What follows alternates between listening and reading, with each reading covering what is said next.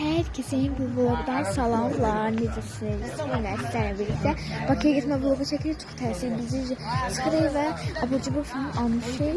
İndi bunların maşında falan şey edəcəm. O da sizin için vloglayacağım. Zəhra var, onun yanına gidiyorum.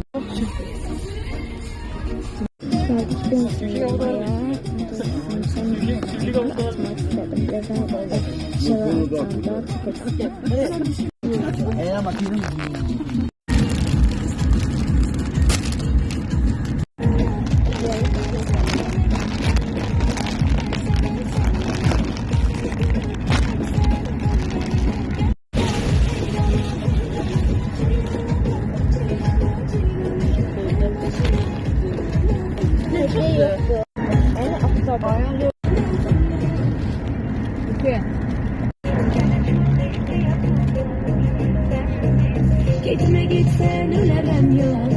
Sen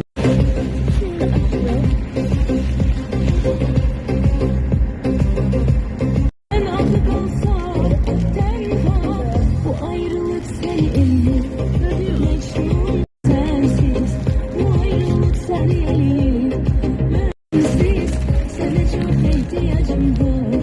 Sensiz gitme.